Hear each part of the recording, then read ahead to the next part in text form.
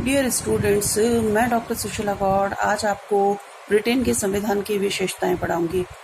Great Britain जो है उसके संविधान का अध्ययन करना राजनीति विज्ञान के विद्यार्थियों के लिए बहुत इम्पोर्टेंट है। इसके कई कारण हैं। ग्रेट ब्रिटेन का संविधान में कुछ ऐसी विशेषताएं हैं जो अन्य देशों के संविधानों में नहीं मिलती है। जैसे कि उसकी पहली विशेषता जो है वो है अलिखित संविधान। संविधान को की परिभाषा करते हुए हम ये कहते हैं कि संविधान जो है किसी भी देश का वह मूलभूत कानून होता है जिसके अनुसार किसी देश की शासन व्यवस्था का संचालन किया जाता है। हमें ऐसा लगता है, यह सामान्य धारणा यह है कि संविधान जो है वह लिखा हुआ एक लिखित दस्तावेज होता है जिसके अनुसार न्यायाधीश भी निर्णय देते हैं और संविधान की व्याख्या करते हैं। इस आधार पर हम ये कह सकते हैं कि ब्रिटेन का संविधान एक अनोखा संविधान है। इसके अलावा उसकी और भी विशेषताएं हैं। लोकतंत्र की जो लहर है यह विश्व में फैलाने की जो शुरुआत थी वो ग्रेट ब्रिटेन ने की, इसलिए भी इसे बहुत अधिक महत्वपूर्ण हम मानते हैं। संसद की संप्रभुता जो है, संसद जो है वह इतनी संप्रभु है कि कहा जाता है कि ब्रिटेन की संसद सब कुछ कर सकती है।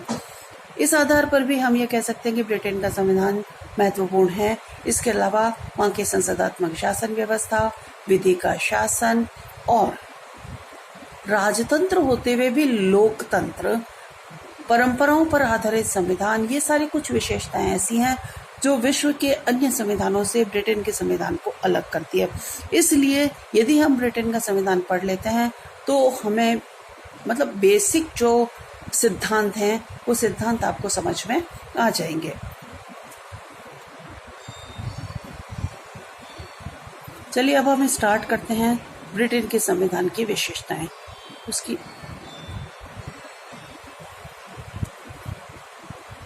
देखिए, ब्रिटेन का संविधान की पहली विशेषता जो है अलिखित, विकसित और परंपराओं पर आधारित संविधान। अलिखित संविधान है, कभी लिखा नहीं गया। इसका कारण यह है कि ब्रिटेन का संविधान जो है वह कभी किसी एक स्थान पर किसी संविधान निर्मात्री सभा द्वारा नहीं बनाया गया। कारण यह है कि ब्रिटेन कभी परतंत्र नहीं रहा और न उसे कभी आज़ादी प्राप्त हुई कि भाई आगे उसको संविधान के निर्माण की आवश्यकता महसूस हुई। इसलिए 9वीं शताब्दी में जो है ब्रिटेन में राजतंत्र की स्थापना हुई और राजतंत्र धीरे धीरे संसदीय व्यवस्था की स्थापना हुई और संसदीय व्यवस्था से 17वीं शताब्दी में ये इसमें संसदीय संप्रभुता बन गई और इस आधार पर लोकतंत्र जो है प्रचलित होता चला गया। इसलिए यह संविधान जो है लिखित न होकर के अलिखित संविधान है, परंपराओं पर आधारित है। कुछ परंपराएं ऐसी थी जिन परंपराओं को लेकर के और वह संविधान का एक हिस्सा बन गई और लोगों ने उसे स्वीकार कर लिया और आज तक भी उसे संविधान की तरह से उसे स्वीकार कर रहे हैं।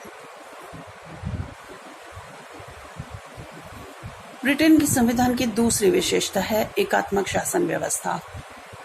क्षेत्रीय आधार पर शक्तियों के विभाजन को लेकर व्यवस्थाएं दो प्रकार की होती हैं, एक एकात्मक होती है और एक संघात्मक होती है।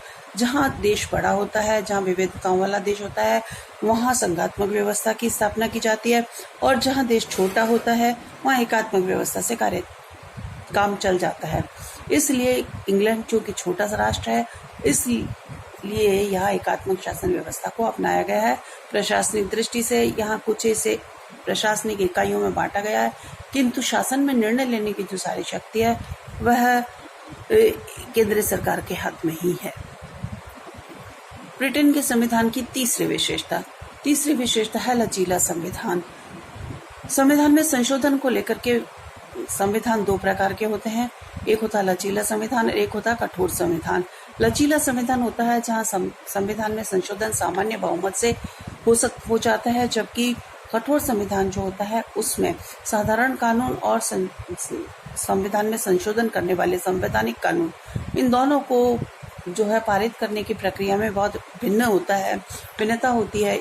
ऐसा संविधान जो है वह कठोर संविधान कहलाता है।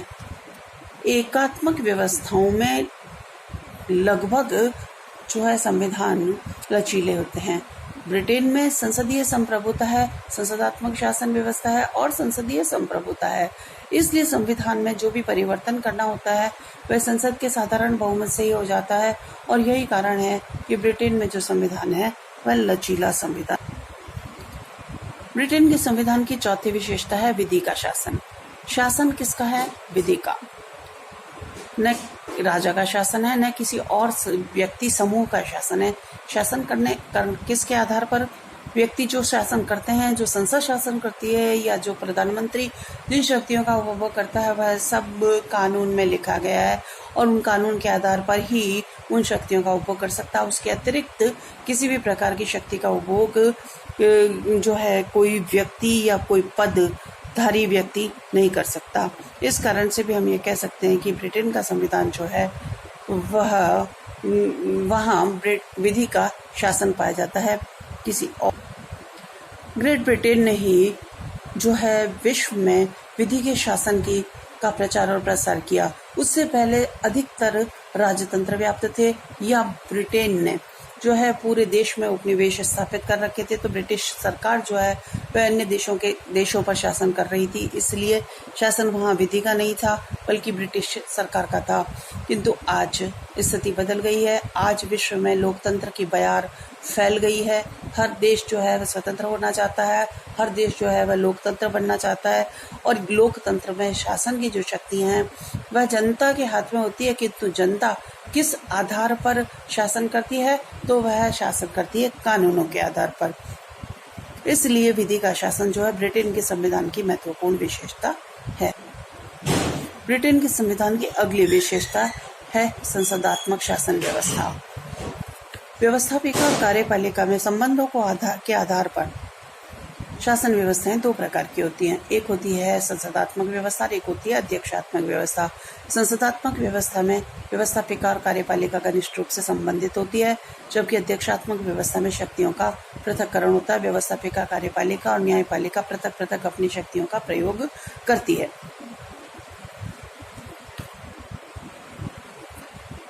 ब्रिटेन में जो संसदात्मक शासन व्यवस्था है उसको हम इस दृष्टि से समझ सकते हैं कि ग्रेट ब्रिटेन जो है वो शासन व्यवस्था वहाँ पर है ना, प्रधानमंत्री और मंत्री परिषद जो है संसद में से लिए जाते हैं, लोक सदन में से लिए जाते हैं, जनता के द्वारा चुने हुए प्रतिनिधि सदन से लिए जाते हैं और वे उसी के प्रति उत्तरदायी होती है। तो जो संसदात्मक शासन व्यवस्था है उसकी ये विशेषता है कि दोहरी कार्यपालिका होती है। एक कार्यपालिका नाम मात्र की होती है और दूसरी कार्यपालिका वास्तविक कार्यपालिका होती है। ग्रेट ब्रिटेन में दोहरी कार्यपालिका है। पहली कार्यपालिका जो राजतंत्र या राजा है और दूसरी कार्यपालिका जो है प्रधानमंत्री और मंत्री परिषद है। इस आधार पर हम कह सकते हैं कि वहाँ पर संसदात्मक शासन व्यवस्था है। दूसरी है कि व्यवस्थापिका में से कार्यपालिका का गठन होता है, तो व्यवस्थापिका लोक सदन में से कार्यपालिका प्रधानमंत्री और मंत्री परिषद का गठन होता है। इसलिए भी हम कह सकते हैं कि वहाँ पर संसदात्मक शासन व्यवस्था। तीसरी जो बात है वह है कि मंत्री परिषद के कार्यकाल की अनिश्चितता। लोक सदन या संसद की इच्छा पर ही, के विश्वास के पर ही जो मंत्रिमंडल है वह अपना कार्य करता है। इसके अलावा उसको यदि विश्वास टूट जाता है तो उसे अपना त्यागपत्र देना पड़ता है। ब्रिटेन के संविधान की अगली विशेषता है संसदीय संप्रभुता, संसद की प्रभुसत्ता। इसका तात्पर्य है कि ब्रिटेन में जो है यद्यपि हम कहते हैं कि विधि का शासन है, फिर भी संसद जो है जनता के द्वारा चुने हुए जो प्रतिनिधि हैं वे ही शासन करते हैं। वे इतने सर्वोच्च हैं कि उसके ऊपर किसी भी प्रकार की कोई शक्ति नहीं है। चूंकि संविधान लिखा हुआ नहीं है इसलिए संविधान जो है उसमें परिवर्तन करना संसद के हाथ में है। तो संसद जो चाहे संविधान में बदलाव कर सकती है, शासन में बदलाव कर सकती है। इसलिए वहाँ की शासन व्यवस्था को हम ये कहते हैं कि वहाँ संसदीय प्रभुसत्ता पाई जाती। ब्रिटेन के संविधान की अगली विशेषता है प्रतिनिध्यात्मक लोकतंत्र। लोकतंत्र दो प्रकार का है, एक प्रत्यक्ष लोकतंत्र और एक अप्रत्यक्ष लोकतंत्र। अप्रत्यक्ष लोकतंत्र या प्रतिनिध्यात्मक लोकतंत्र। प्रत्यक्ष लोकतंत्र में जनता स्वयं शासन करती है, शासन कार्य में भाग लेती है, अपने लिए कानून बनाती है जबकि अप्रत्यक्ष या प्रतिनिधित्वात्मक लोकतंत्र में जो जनता अपने प्रतिनिधियों के माध्यम से शासन करती है। प्रतिनिधियों के माध्यम से शासन है कि समय समय पर जो चुनाव होते हैं, जनता, सामान्य जनता जो है आम वयस्क मताधिकार के आधार पर अपने प्रतिनिधियों को चुनती है और वे प्रतिनिधि आगे जाकर के संसद का निर्माण करते हैं, व्यवस्थापिका का निर्माण करते हैं और कानून बनाने का कार्य या अन्य कार्य करते हैं। इसलिए जनता अप्रत्यक्ष रूप से जो शासन का कार्य करती है। ब्रिटेन के संविधान में मौलिक अधिकारों की व्यवस्था भी की गई है। 1215 का मैग्ना कार्टा जो है ब्रिटेन के नागरिकों को सीधे सीधे मौलिक अधिकार दे रहा है।